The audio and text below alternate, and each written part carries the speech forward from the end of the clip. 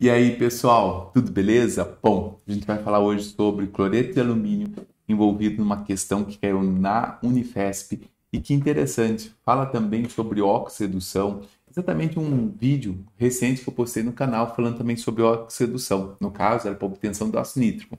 Nesse caso, a aplicação do cloreto de alumínio, só que também fala das mesmas coisas, ou seja, número de oxidação, mas essa questão também trabalha sobre balanceamento. Vamos ver essa questão? Vamos lá. Bom, essa questão ela fala sobre o cloreto de alumínio. O cloreto de alumínio tem essa imagem, como vocês estão vendo aí. Bom, é uma imagem bem bonitinha. Ele é um sólido branco que normalmente ele começa a ficar mais amarelado, porque tem um lance ali que ele forma uma ponte de cloro e tal, mas não vou entrar nesse assunto aqui com vocês agora. Bom, vamos lá. O cloreto de alumínio, anidro, que é o AlCl3, a fórmula assim simplificada, tem grande importância para a indústria química, pois é empregado como catalisador de diversas reações orgânicas. Esse composto pode ser obtido pela reação química entre cloro gasoso, Cl2G, né, que é o gasoso, e alumínio metálico, AlS. S quer dizer que é sólido, tá ok? Bom, indique como varia o número de oxidação do cloro e do alumínio nessa reação, a qual reagente atua como agente redutor. Bom, vamos entender então como funciona. Bom, vou pegar aqui uma página, vamos escrever um pouquinho sobre isso aí. Bom, o alumínio ele está sozinho. Então, se ele está lá sólido, sozinho, então quer dizer que ele não tem nenhum átomo para receber elétrons, nem para doar elétrons para o alumínio. Então, a gente chama que o número de oxidação, ou seja, a transferência de elétron entre o alumínio sozinho, é zero. Ou seja, não tem nenhuma carga adicional. Como a gente viu no texto, o gás cloro aqui é o Cl2. Então, vamos lá. O Cl2 de forma igualmente ele está ligado somente com outro átomo de alumínio, ligação covalente. Os dois átomos de alumínio são iguais, então não tem diferenciação de elétrons.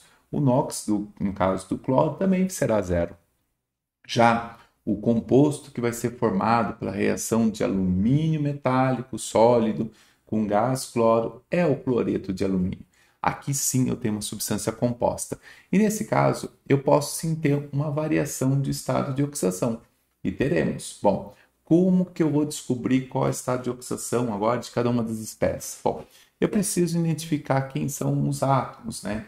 Eu tenho o alumínio, que é do grupo 3 da tabela periódica, e eu tenho o cloro, que é do grupo 17 da tabela periódica. No caso, o alumínio está no grupo do boro, o cloro está no grupo dos halogênios. Bom, existe uma regrinha do NOx. Alguns elementos têm NOx fixos, então, ou seja, ele não tem muita variação no estado de oxidação. O alumínio do grupo 13 ele tem um NOx fixo em +3, então isso aqui já é conhecido. Os halogênios, por sua vez, eles só têm número de oxidação variável quando estão ligados ao oxigênio. Caso contrário, eles têm 7 elétrons na camada de valência e tem uma tendência, como eles são os elementos, é o elemento mais eletronegativo aí da fórmula, e tem uma tendência a receber um elétron. Então eles vão ter todos carga -1. Bom, não ficou muito bom esse -1. Vamos lá, -1. Bom, então olha só, se a gente, como essa molécula não tem carga, a gente pode pensar assim. Esse cara aqui vale -1, o cloro. Então, os 3 cloros vão valer -3, tem que dar um total de 0 e o alumínio dá os 3 elétrons. Bom, tá aí o número de oxidação de todo mundo. Então, eu poderia pensar pelo alumínio, podia pensar pelo alumínio e pelo halogênio, ou somente pelo halogênio. De qualquer forma, daria para achar o número de oxidação de cada um deles. Bom, vamos então pegar agora esses dados e colocar numa equação para a gente ficar um pouco mais claro. Eu vou pegar aqui uma outra tabelinha, vou escrever num outro espaço aqui um pouquinho menos bagunçado, para a gente ter uma clareza no que a gente está fazendo. Bom, então o estado de oxidação do alumínio é 0, do cloro é 0, do alumínio 3 aqui vai ser 3+, né? O alumínio está ligado com o cloro, e de cada cloro é -1. 3 cloros dão os -3. Então, olha só o que aconteceu. O estado de oxidação do alumínio era 0 e ele foi para +3. Então, o número de oxidação aqui aumentou. O que significa que o número de oxidação está aumentando? Quer dizer que o alumínio está perdendo elétron, ele está dando elétron. Então, quem dá elétron, a gente usa o termo que é oxida. Então, dá elétrons, oxidar. Opa, legal, professor, é fácil lembrar, né? Dá, oxidar. Sim, é mais fácil lembrar assim. Bom, e o que acontece com o cloro? Bom, o cloro era 0 e ele vai para -1. Então, significa que o número de oxidação do cloro está baixando. Ah, faz sentido, está diminuindo o número de oxidação, ou seja, ele está recebendo elétrons, sim. Então, quem recebe elétrons, a gente fala que reduz. Recebe elétrons. Bom, aí a gente também tem é muito fácil, né, esse mnemônico, que reduz, recebe, oxida, dá. Opa, então eu já estou entendendo esse negócio, está ficando mais fácil, hein? Bom, agora beleza, mas ele perguntou agente oxidante, agente redutor, como que a gente faz para saber esses agentes? É assim, o alumínio ficaria alumínio a vida inteira ali no estado de oxidação zero. Foi o cloro causador do processo de oxidação do alumínio. Então, o cloro que causa a oxidação do alumínio, ele é chamado então agente oxidante. Por que ele é agente oxidante? Porque ele está causando a oxidação no alumínio. Por outro lado, se a gente pensasse que o cloro ficasse lá sozinho, ficaria sempre com gás cloro. Foi o alumínio que foi responsável para que o cloro recebesse os elétrons. Então, o alumínio é chamado então de agente redutor. Bom, meus alunos sempre pensam assim, é o contrário, professor? Sim, então quem oxida é o agente redutor e quem reduz é o agente oxidante, que faz sentido, né? Para o alumínio aqui, no caso, para ele fazer com que o cloro receba elétron, ele tem que dar o elétron, então ele tem que sofrer oxidação para o cloro receber os elétrons. Por outro lado, o cloro, para fazer com que o alumínio dê os elétrons, ele tem que receber os elétrons. Então faz sentido isso aí. Daí a primeira pergunta era, indique como varia o número de oxidação do cloro, né, no caso é 0, ele vai de 0 para menos 1, e do alumínio, que vai de 0 para mais 3.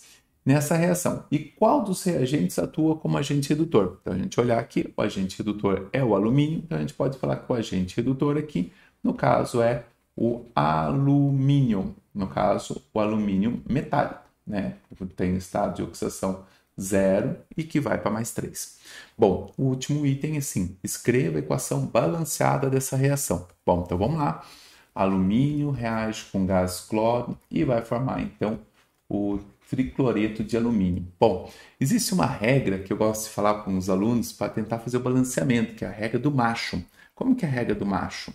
Bom, é um outro mnemônico que a gente pode decorar assim. O M primeiro é o M de metal, depois eu tenho um ametal que seja diferente de carbono, porque carbono também é um ametal, né? O hidrogênio, que também é um ametal, e o oxigênio. Então, se a gente seguir essa sequência, em geral, facilita muito o balanceamento. Então, vamos começar pelo metal, tá?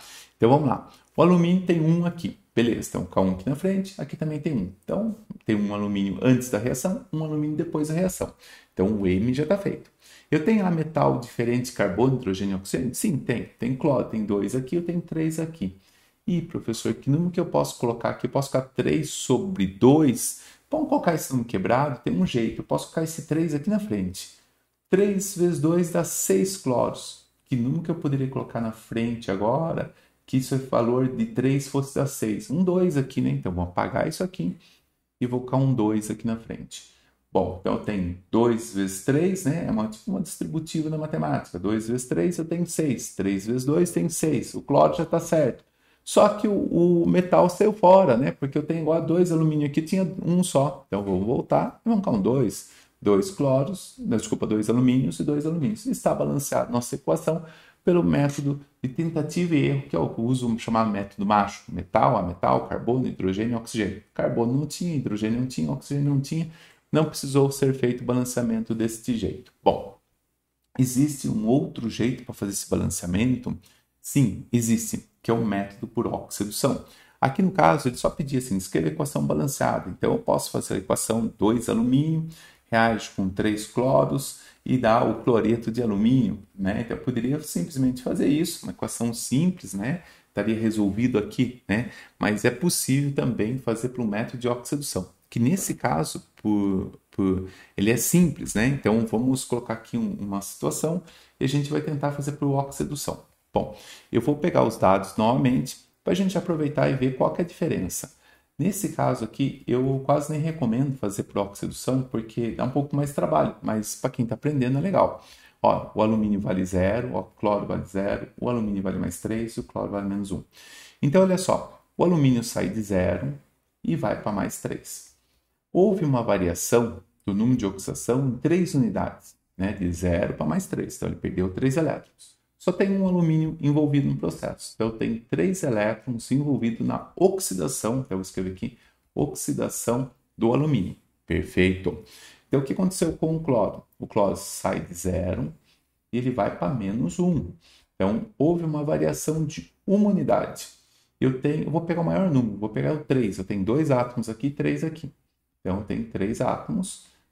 Não interessa o valor, se é negativo ou positivo, tá? Eu tenho uma variação de 3. 3 na redução. Ok. Eu tenho 3 elétrons associados à oxidação, 3 elétrons associados à redução. Eu vou colocar esse 3 aqui, por exemplo, da oxidação, em um elemento que esteja sofrendo redução. Então, eu vou colocar um 3 aqui, ó. Então, eu vou pegar esse 3, como os dois deu 3, então isso não me ajudou em nada. Eu vou pegar esse 3 da oxidação e vou colocar na redução. Então, a partir do momento que eu fiz isso, eu já tenho um caminho para começar o método tentativa e erro. 3 vezes 2 dá 6, que no multiplicado aqui por 2, né, que por 3 dá 6, né, 2. A partir do momento que eu fiz isso, eu achei 2 alumínio, tem que ter 2 aqui, e aí eu termino a equação. Nesse caso, não precisava nem fazer muito. Mas no próximo vídeo eu vou gravar um método para oxidação de uma questão um pouco mais complexa, e aí o método tentativa e erro passa a ser mais trabalhoso, aí o oxidação seja mais interessante ser utilizado. Bom, espero que tenha gostado do vídeo. Se gostou do vídeo e se eu também estou te ajudando, por favor, né, curta o vídeo, inscreva-se no canal e compartilhe com seus amigos. Se você ainda está com dúvida, escreva no comentário, de repente eu posso dar uma sugestão ali, uma ajuda para você ter mais assertividade aí nos seus estudos. Bom, abraços e até mais. Tchau, tchau.